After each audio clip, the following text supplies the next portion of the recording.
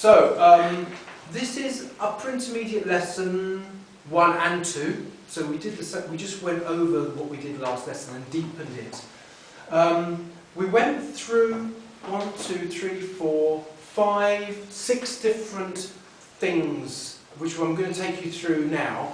The first thing, different sentences in relation to ability. He can ski. I am able to come to the party tonight, and I managed to do the homework last night. Okay, these are all things to do with ability. They're different levels of meaning. I can and I'm able to, and I managed to. That really shows how difficult something was. Okay, so I'll move a bit up here. Onto advice. Now, advice is quite straightforward. You must see the film. It's a brilliant film. You must see it. You should stop smoking. Should, the typical advice word. You'd better go back home. Advice, you had better go back home. And why don't you give up?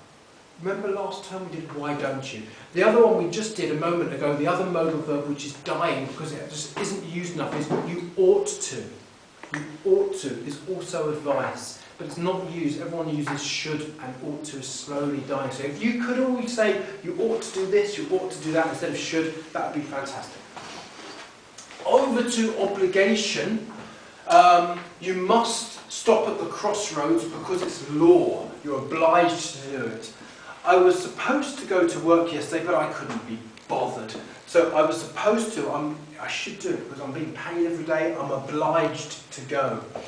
I promised to come tonight. So as soon as you make a promise, you're obliged to do it. Obligation. I've got to stay in bed. If you've got to do something, you're obliged to. And regret. Oh yes. Oh, there's a problem there. That's why. Thank you. Oh, lovely. I'm required to attend the meeting. If you're required to do it, you're obliged to do it. I am required to. Okay. Over to permission. Okay. Permission. Basically, just 2 things are used for permission. Can I and or allowed to. So, can I go to the party? It's a question. I wasn't allowed to go to the party last night. Allowed to, not allowed to. Okay, that's permission done. Oh, over here, probability. Okay, we've got quite a lot here for probability. He must be rich. Now, we've used must a few times today already. This is saying, I can see him, he's in a big car, big flashy car with loads of money flying out the windows. He must be rich, but really, we don't know. So we put it under probability. It'll be a good party. We think it'll be a good party if we were invited by our best friend. It sounds like it's going to be great, but really we don't know. It might be rubbish. It may rain or it might rain. Once again, might is that ultimate probability word. And this is one that's a very new one for everybody.